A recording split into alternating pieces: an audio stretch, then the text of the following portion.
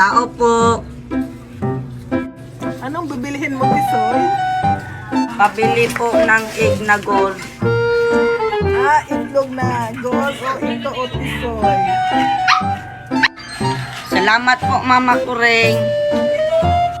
Walang anuman, Tisoy.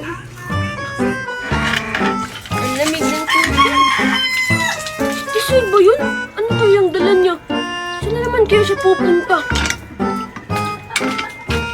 Nasa na kaya yun sila, Angel? Ibibigay sana ko to sa kanila. Ha? Sabi niya ba, Angel? Sigurado ko ibibigay na naman niya kay Angel at kay Virgie yun.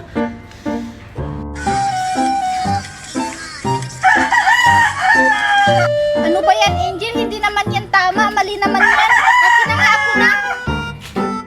Sige na nga, akin na. Angel, Virgie. Hala, si Tisoy. Hi, Tisoy. Tisoy, anong ginagawa mo dito? Nandito ka ba para makita mo ko? Oo, nandito ako para makita kayong dalawa.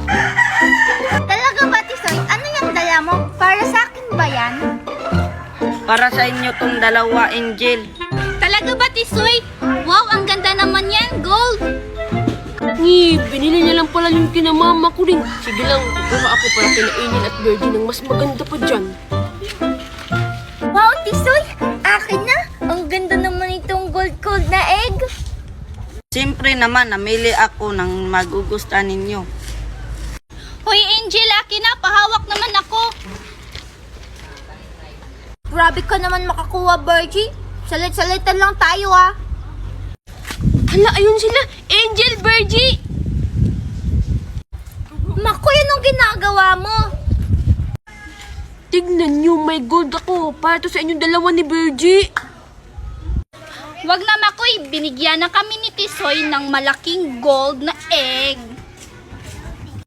Hindi naman niya nakakain yung malaking egg na yan eh. Ito, nakakain to. Chocolate na gold.